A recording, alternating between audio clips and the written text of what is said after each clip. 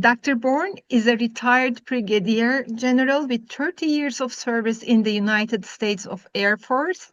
She served as a military commander in times of peace, conflict, and crisis.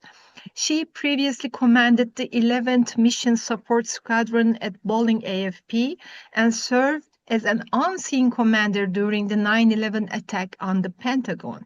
She also served as an exchange officer with the Royal Australian Air Force and in Afghanistan in support of Operation Enduring Freedom.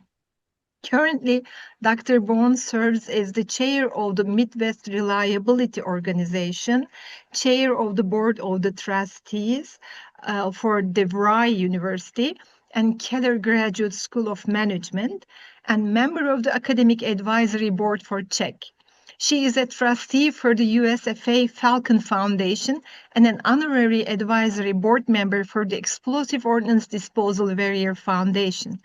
Dr. Bourne also serves on advisory boards with Honor, Blue Star Families, and Mission Readiness.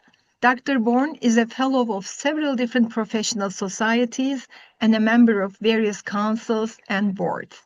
Dr. Dana Bourne, welcome again to our webinar today. We are very happy and proud to have you with us in this webinar on women leadership. I want to say thank you so much for that lovely introduction and for everyone joining us, and including you. I'll call you Funda. You could call me Dana, as well as Sabina, who's helping. I know there's so much talent, and I just appreciate the time people are taking to pause and focus on this important topic and the gap. Because if there's anything I'm excited about, it's how do we get people, to raise people's game and to have greater influence. So I hope that's why you're here. I certainly want to call out in my opening comments, because I know we're going to jump into conversations and get to people's questions, which is the best part. So I hope you're going to bring some questions forward. Thank you. Yeah, I want to point out the paradox, because right now, I think we all know women make up the significant share of academic graduates and also staff. And I think this is relatively global. And we remain unrepresented in our senior leadership roles. And that's kind of the experience I had coming up through the military, and maybe even in my time at Harvard. And this isn't due to lack of our own capabilities, right? So research shows that we excel in lots of things. There's a lot of research that we're better collaborators, communicators, empowerers, and consensus building leaders. And while we perform pretty equally also in decisiveness and strategy, we're not at the table as much as we ought to be and can be. And so how do we get there? And how do we have this greater opportunity? So I'm looking forward to jumping into these questions that you have. So over to you, Funda. So let's get going. Thank you very much indeed. You have summarized the situation so precisely and also so unfortunately. But let me first give the microphone to Professor Dr. Nigar Çakar, the Senior Advisor to the President of EURAS, no, the President of Istanbul Aydın University. The other one is myself, the Advisor to the President of EURAS. Nigar, microphone is yours. Thank you very much, my dear friend Funda, and also always my rector Funda. It's a pleasure to be with you. It's a very great honor to be with you on behalf of our president as well. With a very important occasion, with very esteemed speaker. Thank you very much for you to inviting Sabina also. I got very excited when I saw the information about this webinar. So it is also what we experience as women rectors. I'm sure you will try to express our feelings on behalf of women directors as well, because we all know women leadership has critical focus in in today's environment. But of course, we also know that despite that fact, the importance of the issue, we also always face very numerous problems, barriers, and gender bias every time, everywhere, and it's all not decreasing or increasing rates of bias all the time. So also it is also differentiate and fluctuate between culture to culture, but women face always difficulties and barriers in any kind of culture and environment. We all know that. So it is very important for us to listen to you in your culture, in your experience, in your environment, what is happening, and what are your offers and what are your recommendations as well. How do you overcome among those obstacles, and have you managed, and what were the challenges? It's very great honor for me to be here. So thank you very much giving the microphone to me, Funda. I will listen to you for a while, but nowadays are very important and very busy days for the university. I need to go and participate the student orientation, because this is the first week of the university. Thank you very much. It's a great pleasure, and I just wanted to express my greetings and love to you on behalf of our president. Thank you very much. He's now in the United States. That's why he's not able to attend right now. Thank you very much. Thank you. Appreciate you, and thank you for your love. Right back to you. Thank you very much, Nigar, and much luck with the students' orientation. Now, dear participants, if you have questions, please do write them in the chat box. I have my questions. I have organized them in under different titles, which scan the career of Dana from Air Force to higher education and to women leadership. But if you have, of course, other questions, please do write them in the chat box. I will scan the questions, and as time permits, I will try to ask them to Dana as well. So let me start with my questions. And the first question will come from the field of Air Force. Dear Dana, you are a retired Brigadier General in the U.S. Air Force. And according to Wikipedia, although women are making up 21% of the U.S. Air Force as of 2020, a woman was promoted to the grade of Brigadier General only in 1970s. And you are the first women general officer out of the U.S. military academies. What motivated and helped you most to become one of the generals from among 70,000 other women in the Air Force?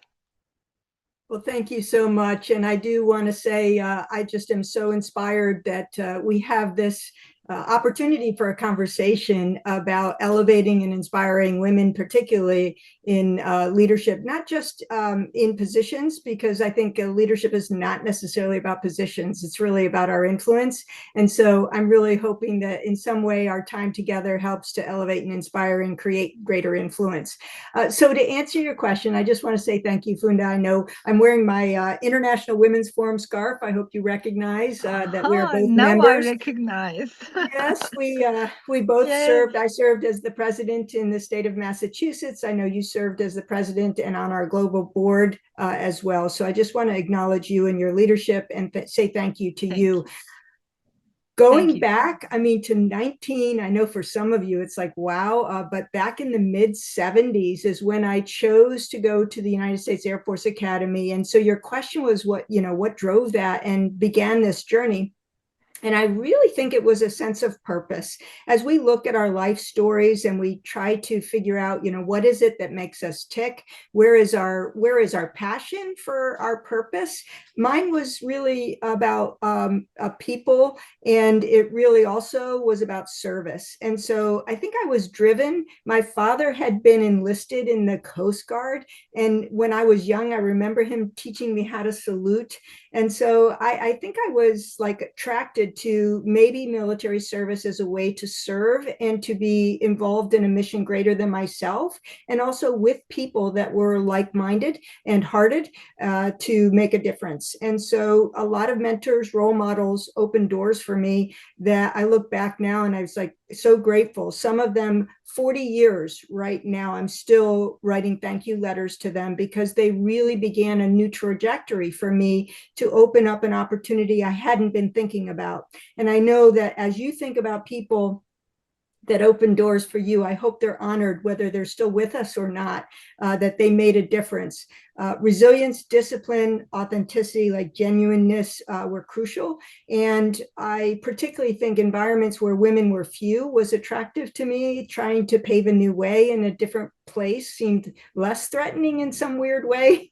I now have two daughters who are currently serving as well. And so I'm grateful that they have chosen that life for themselves. I'm very proud of them. I'm very proud of each and every one of you because I think representation does matter. So that's sort of a bit of my journey back in the mid 70s, if you can imagine. Yeah. And what do you think, helped you most to, go up the ladder up to the general position? Because there are not so many women who can do that.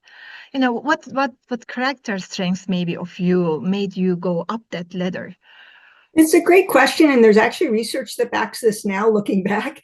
I think it was a sense of purpose. And I think when we know our why, that the how becomes a little bit more clear, our compass of how to navigate barriers. So when we know our why in terms of our originality, the gifts we have, I know we're going to get into this in our conversation, I think we're much more likely to navigate over, under, around. Mine was really about service and about, I think, having an impact on elevating humanity in some way, developing people. I found myself into that in 30 years in the military in my career. So I guess I'd go back to our why and our clarity of our compass. And that helps us break through glass ceilings, whatever we call those barriers. Yeah, sure. Well, actually, I hear that you had a genuine interest in greater good. I mean, you believed in something more than yourself, and that's so typical of many women leaders, I think. And that drive, that passion. Yes, and I know this is hard, but it comes from my life story. And I kind of think it's important for us to embrace all the zigs and zags and the ups and downs in our life stories. And I had a really difficult time learning. I had a learning disability when I was younger. And I think that gave me humility, which I think gave me service, which also gave me a passion for ensuring that people are reaching their fullest potential. And so whatever is in our life story, I call them the rocks in our backpack. Those rocks in our backpack are actually our fuel pack of our purpose. And how do we explore those in order to reach our highest potential, to help whatever influence it is that we are to have in this one life we have to live? Yeah, perfect. Wonderful.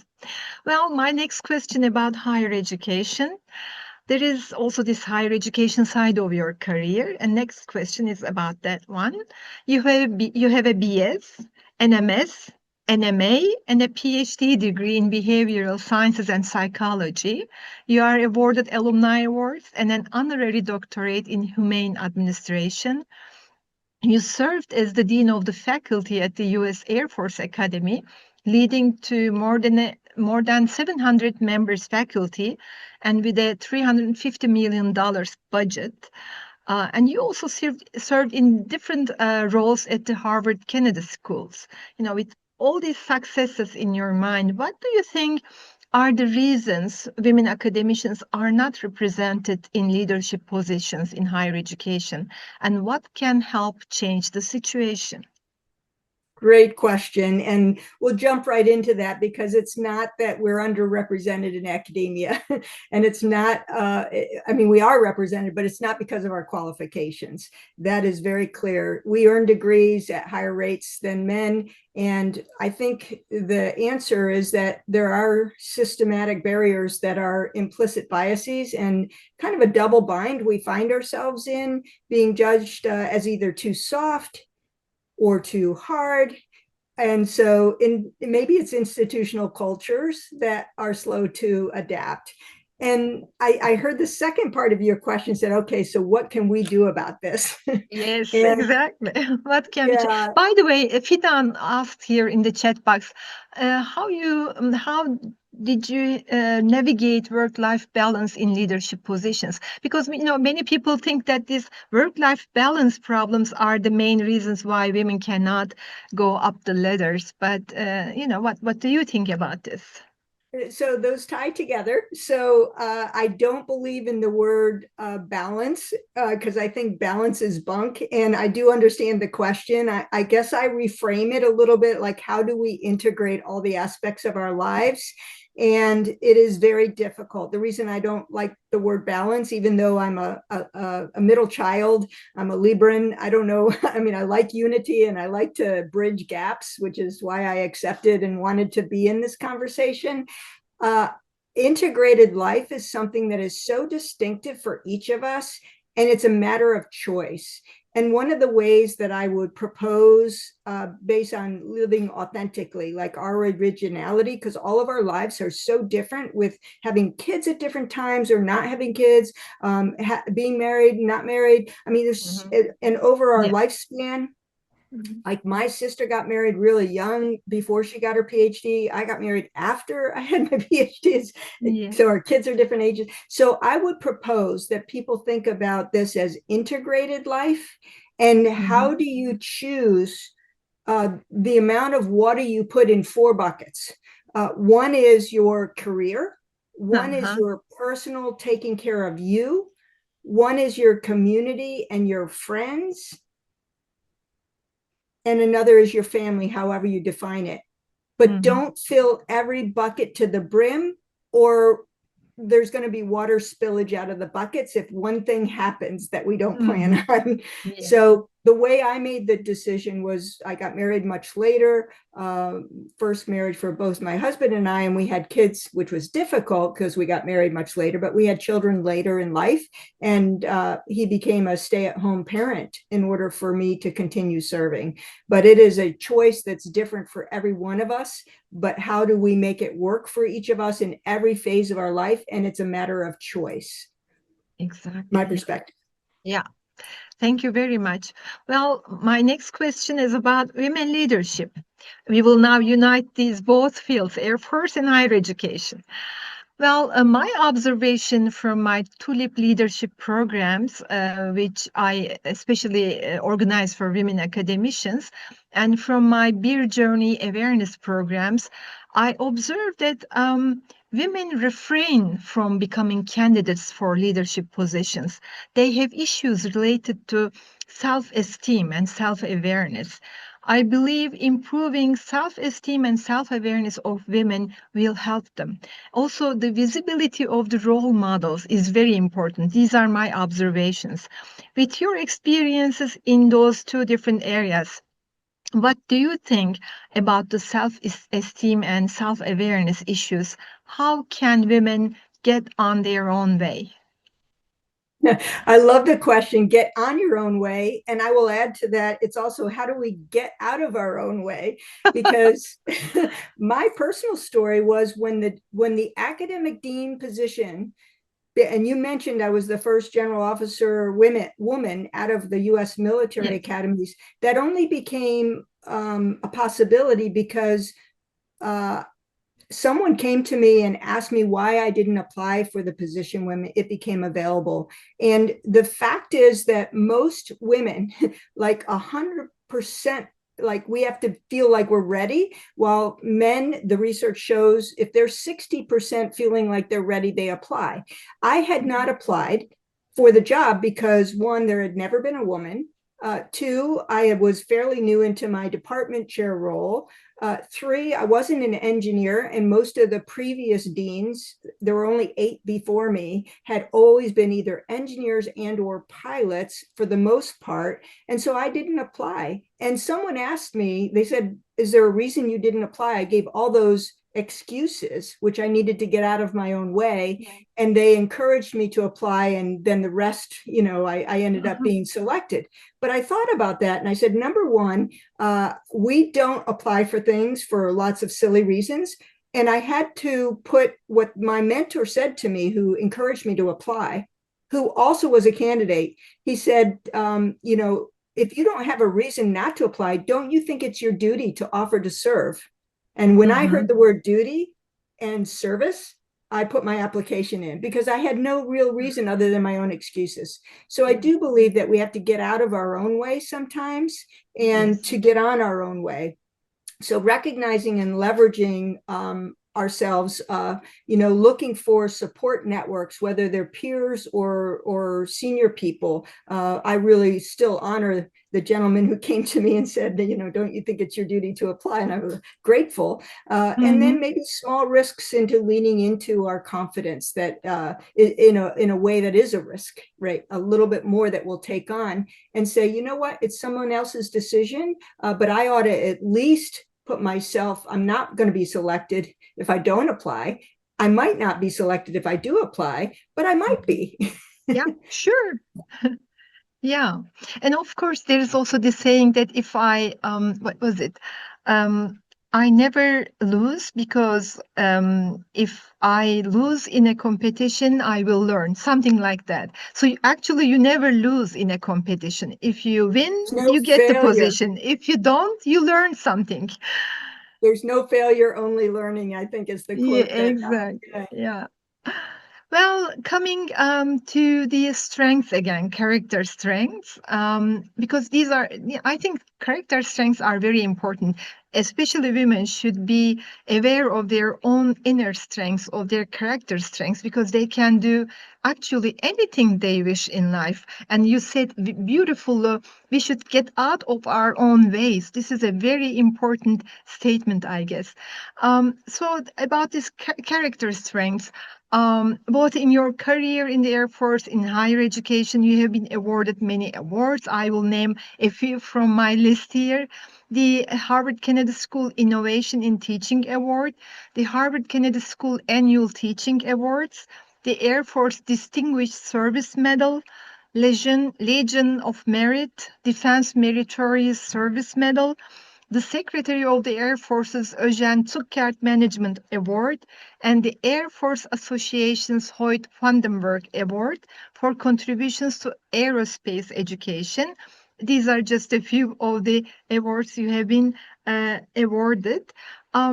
Which character strengths did you use in life to achieve at these successes, or to overcome difficulties, difficult situations, difficult peoples? For example, at your duty on the attack to Pentagon on 9/11. Oh, that's a full question. And with that list of recognition, I want to kind of start with the fact that it's not for perfection, because even I'll just take one of those, the Harvard Innovation Teaching Award was, when I heard the dean, I was shocked, right? Because the accolades to earn that award among all the faculty at the Harvard Kennedy School was really about times where we failed and we got up and kept going. And so I think same thing with 9/11 in terms of crises and challenging. Yeah. I think that I relied, I think all of us have to rely on our strengths and what is it that we can do to continue in that area of our strengths, not focus on our weaknesses, because we all have them. We're human. But if we try to focus on our weaknesses, we can barely move the needle, and we take the needle away from our strengths. So figure out what our strengths are, which I think is your question, and how do you lean into those strengths towards making our influence, which is what leads to whatever success, might look like in the influence we'd like to have. So for me, it was courage. And I say courage only because the root word occur is heart. And I've always felt as though leading with our heart is a very important thing. Integrity, which is that integrated life thing, is how do we bring together our wholeness of our values, our purpose in an integrated way for our compass. I think another is teamwork. Like, you want to go fast, go alone. You want to go far, go with others is important. And I think empathy, which is somewhat other oriented in a way that we are curious to listen about whether those perspectives are, but also to figure out what are people feeling and to check in. I think that's a big part of it. So those might be what I think are some of the strengths that certainly leadership and character are what I have tried to wrap my life and my research and my leadership around. It's the and in that, leadership and character.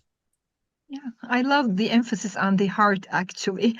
Courage and heart, and the emphasis on the heart, because heart is the real learning center, the real understanding center. It's not the brain, it's the heart. And your emphasis, I love it. Well, coming to one of the last questions, I would like to ask you about role models, being a role model or having a role model. You have served in various professional societies and served as member, chair, or advisor in different organizations. And as for women leadership, as you said, you and me are both active members of the International Women's Forum. For those participants who do not know about IWF, this is the world's largest initiative for women leadership, with over 8,200 invite-only members in 35 countries. Dana served as the president and the board chair of IWF Massachusetts, and I served as the founding president of IWF Turkey, and currently I'm serving on the global board.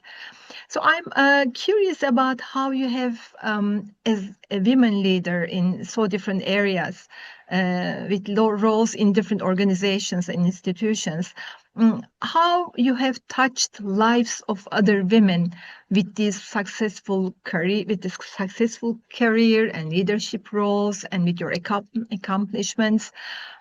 I know two young ladies, your daughters, for which you have been a role model, who chose a career in the Air Force. But what other stories do you have about being a role model or having a role model?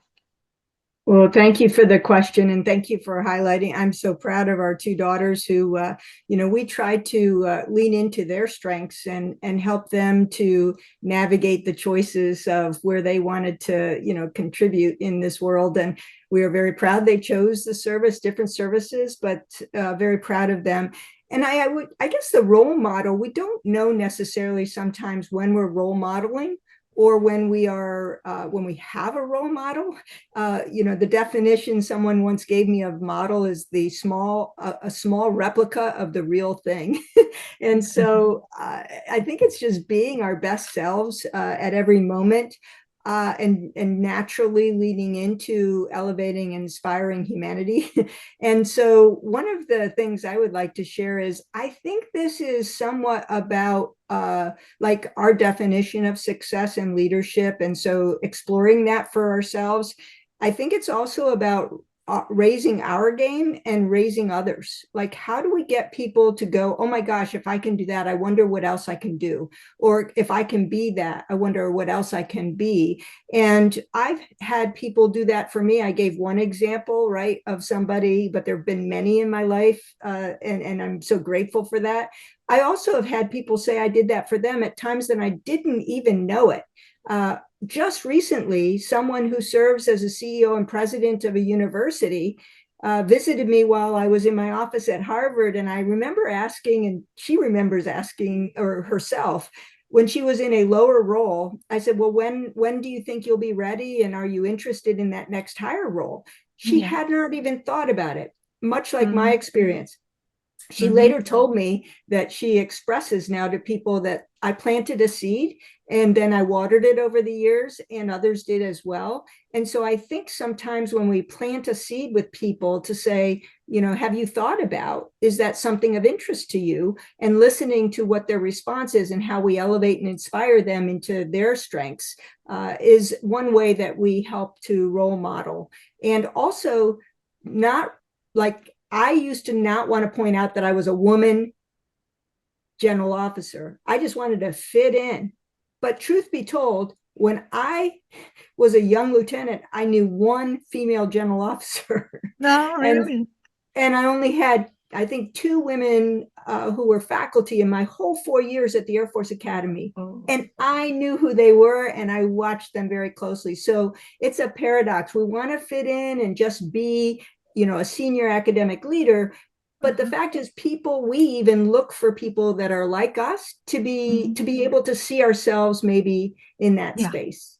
Yeah, exactly.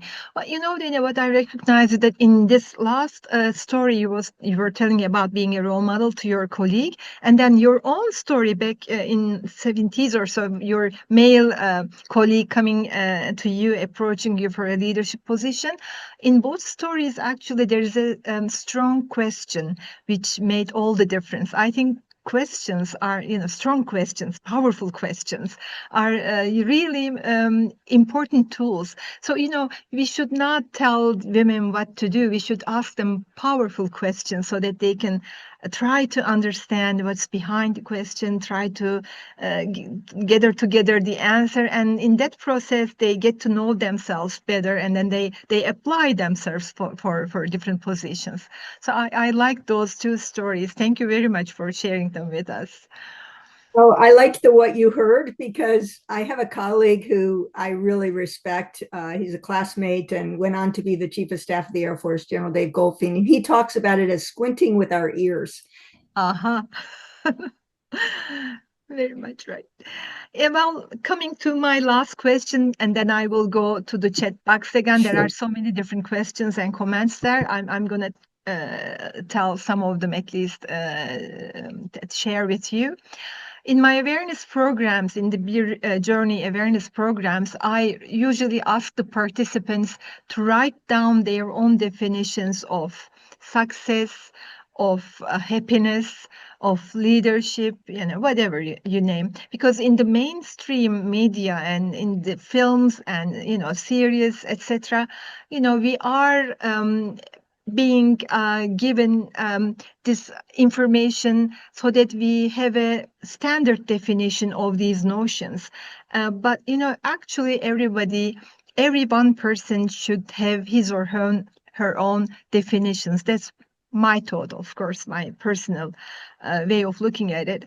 After so many successful years in your career and life, how do you yourself define leadership and success, Dana? What is your own definition? Great question. And I love the way you framed it, because even as an IO psychologist, PhD studying leadership, and there's as many definitions as there are people that teach and study leadership. So, and same thing with success and how we define success. So I do recognize that. For me personally, I think leadership, and it probably ties to my time in the service, but it's a process of influencing. I also add inspiring and elevating and enabling, maybe even amplifying others to achieve a shared purpose with integrity and that courage, which includes heart, love. That's sort of how I define it. And success, I would say what it isn't. It's not rank. It's not titles. It's not awards. It's not position. It's impact. It's having that impact and influence on people and institutions. I think Einstein, who I love Einstein quotes, it's setting an example, and it's not the main means of influencing another, it's the only means. And I started with a definition of success as others' success is my success. And I lived with that. I had it on my computer screen in the Pentagon. I had it in my heart. And then I started to realize that, the put your own oxygen mask on first so that you can help others.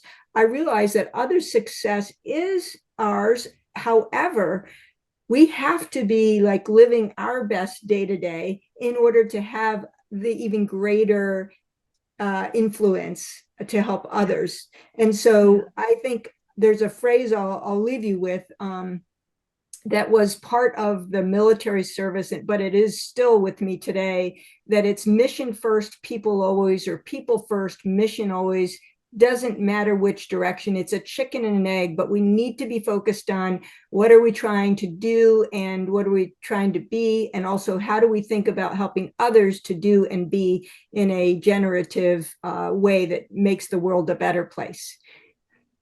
Wonderful. Thank you. Well, let me now go to the chat box, Dana, if you allow me to do so. Let me see what has come so far. Are there any truthful and reliable percent of women in leadership positions as far as the higher education sector worldwide is concerned? There is a question from Professor Samir. So if you could summarize that, what would you say is the key part of the question? There's a lot there. Yeah, exactly. I think reliability is an emphasis here. Yeah, so that's an integrity thing, right? To reliability.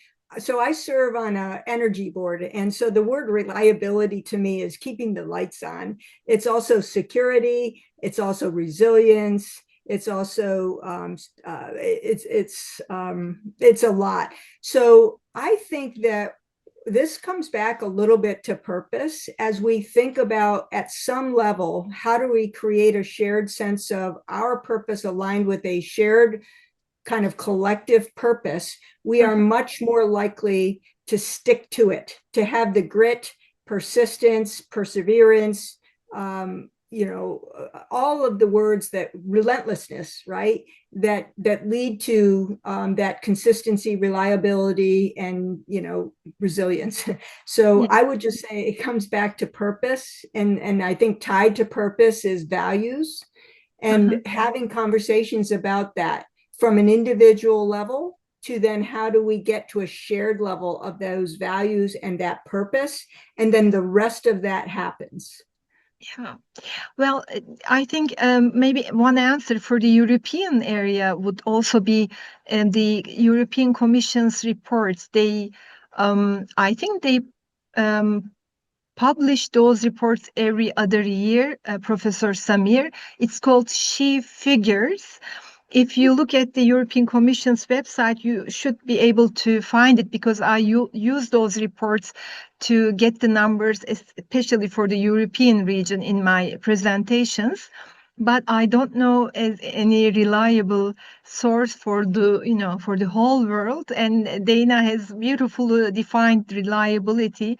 I think for the whole world, maybe the United Nations statistics and reports will be a nice source, I guess. And there is also a literature, for women leadership.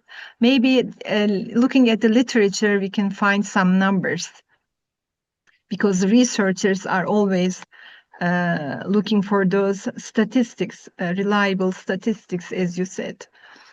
The next changing, I would say it's a moving target, much like I'll say, and I agree that getting out and finding these sources, one of the challenges, like women on boards, for example, I know it's something that we're all participating in, looking at. You are as well, Funda.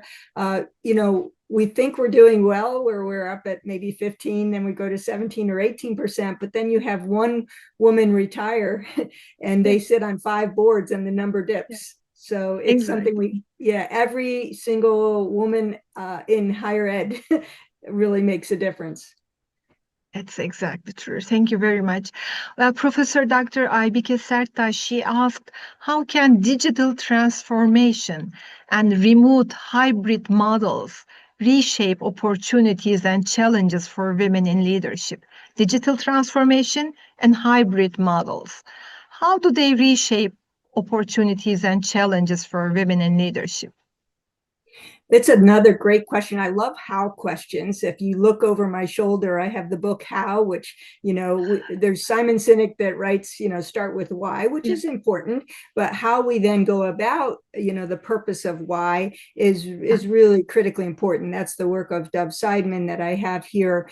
I would say that in a hybrid environment or virtual environment, which many of us found during the pandemic, period, which was very challenging, difficult, horrific in many ways, disruptive, it really, one of the ways that I saw it helpful is it really gave more of a level platform for inclusion.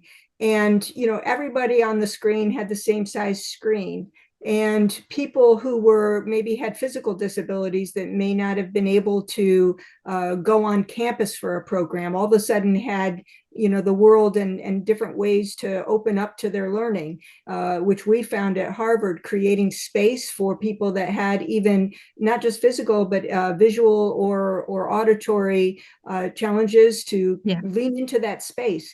And I also felt like women have a leg up in a sense. I don't know if you know that phrase, but I think we're at an advantage where we do want to create inclusion and we are fostering communication and collaboration in that hybrid environment where you excel. It's some of those strengths, right? Creating space for people, creating inclusion and belonging and things like that. So I do think there are some downsides because there's biases in facial recognition still and things like that. So the digital world, we need to be on the front end of the programming, the machine learning, right? But also in the practice, we can make a difference. And it's probably very important, more important now than ever, because the human in the mix does matter. Augmented intelligence, not just artificial intelligence. Exactly, right. Now that's another really hot topic to organize a webinar, Ms. Sabina. We should take note of this. Artificial intelligence is really a very, very important topic, especially when we want to stay it human-centered. Well, the question continues with a wonderful extension. It says, if you could suggest one urgent policy change today to support women leaders in higher education, what would it be? One policy change. And today, urgent one. So I don't want to jump into policy because I think it gets back to really more alignment of values and alignment of purpose. And I think that's coming across pretty clear. But there are certain policies that address women, and one, and being fair, I think in fairness, and I'm going to point to a book, What Works, by our former academic dean at the Harvard Kennedy School, EURAS, because I think she gets at some of these policy changes and where they start much earlier in a process than we think they might. Just in terms of selection, for example, and why is it that you get to the final selection pool and there are no women candidates? Well, it starts much earlier in the funnel. And so, but one policy that really resonates with me is, I'll give an example, like in the orchestras, and there's Deborah Borda, who is a friend and a colleague, went from the LA Philharmonic to the New York Philharmonic, the CEO, and she was a Hauser Fellow at the Harvard Kennedy School. You know, in orchestras, they used to, you know, have gender as part of the selection process, right? Because you saw the person doing the performance, and they noticed their selection process didn't result in a very diverse orchestra. So they started doing blind, like you could hear the music, you could not see the person. And that created more of a level playing field, more equity and equality, right, in the selection process. So I guess I just saw that as an example of thinking about things earlier in the little, like in little things make big things, going back to some of the earlier pre-policies that have a big difference on the ripple effect on what actually happens, and recommending the book, What Works. Okay, thank you. Another question about mentorship and sponsorship programs from Professor Füsun Terzioğlu. She asks, how can mentorship and sponsorship programs be designed to truly accelerate women's leadership trajectories rather than becoming symbolic? What role should male allies and leadership teams play in closing the gap? That's a great question, and I love it. It gets at both allyship and also mentorship, and there is a whole session we could do on that. Yeah, exactly. Yes, and I've actually endorsed and am in a couple of books written by Brad Johnson and David Smith about Athena Rising is the name of their series, and it's about men mentoring women. There's a lot of stories in there. I like to think about just humanity mentoring, and let's get across. I mean, we do always want to have someone like us as a mentor, but boy, I find it just exhilarating to mentor men and women. I serve as an IWF mentor. You probably do too, for the fellows, Funda. There's something special about that. Yet at the same time, I think there has to be like a mutual, intentional benefit that people see in a relationship of mentoring, and a commitment to be there to learn and to also help the other. And when there is that in play, it goes in both directions. Every time I've served as a mentor or I've had a male ally, it's basically been because there's some benefit, I think they think, in bringing out the best in others, and I feel it in bringing out the best in others, whether no matter what the gender is. I think that's a secret component, and there has to be a mutual intentionality to make that work. Yeah. Well, actually, dear Dana and dear participants, to each one of the questions, there are also some answers or thoughts provided by other participants in the chat box. So it's really interesting to read the chat box, different views coming from different participants. Thank you to all who have bothered to write in here. Let me find another question. I did not understand the question very well, but let me read it anyway because it is important. It emphasizes the geographical differences, cultural differences. Keeping in mind the social pressure for women in Asian countries, who can make women's voice louder to be considered. I mean, you want to emphasize that the pressure on women in Asian countries does not allow male counterparts or colleagues to help them, if I correctly understand. Let me read the question again. Keeping in mind the social pressure for women in Asian countries, who can we make women's voice louder to be considered? Yeah, it's a great question, and those social pressures are everywhere, and maybe felt stronger in certain cultures. I do a lot of teaching around the world in terms of authentic leadership and moral leadership, and it's gender neutral, it's gender inclusive. And I've been in rooms in the Middle East where we have senior leaders, and it's 50 plus strong, and there may only be 3 women. And I watch how, when you focus on authenticity, like really people's originality, that gender disappears, and we start focusing on the superordinate work we're trying to do and how we bring out the best in each other. And a recognition that when we do that, it brings out, literally at the collective level and individual level, it brings out the strength in other people at the individual level and at the institutional level. That is a focus. I think we have to get through fears that there's some loss of that, and I think we have to get leaning into that strengths part of your question, and success individually and success collectively. And it can be done. I've seen it in very conservative cultures where one would think, and I'm always shocked that that authenticity and strength-based focus in leadership and in moral leadership, elevating humanity, kind of gets beyond those fears. If you don't mind, can you give us a short story from that environment you've been in this conservative environment? Is there any story in your mind that you can share with us? Sure.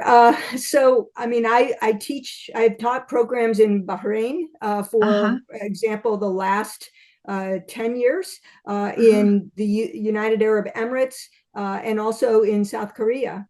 Yeah. In fact, my daughter is there right now as a woman leading an exercise. And I'm always quite shocked when I go in thinking, as a Western woman doing these programs, that there's going to be pressure that the women won't speak up. And I am always shocked at just how sometimes women are the first ones to engage in the process, and that they seem to be supported as well. And so I have not had an experience where I felt like women leaned out. I actually see people when they take the initiative, maybe this is getting out of our own way and testing, maybe going into the risk environment where it's different than we might expect, how people will respond. It might be and again, it's not failure, right? It's just learning. When we take the risks, we are more likely to be able to innovate and get to that progress that we want to see. Yeah, thank you very much indeed. Let me see if there are any new questions. I'll also say I teach in Australia and New Zealand for their School of Government, same exact experience. Yeah. Actually, it's across the world, right? Yes. There is a question from a junior female leader, Shokhan, if I read the name correctly. She would love to hear from you recommendations for themselves that what platforms, foundations, or organizations they can reach out to help them with training courses, grants, or scholarships to strengthen their experiences. Platforms, foundations, organizations. There are so many, and I get this question a lot, and I get back to write the history of your future. And so one of the reasons, and people, when they get to Harvard, they do the same thing. They'll come in and say, what classes should I take? My first question is, where do you see yourself into living your purpose, living your values? What does success look like for you 2, 5, 10 years down the road? Now let's write the history of your future in terms of what do you take now? What are those programs?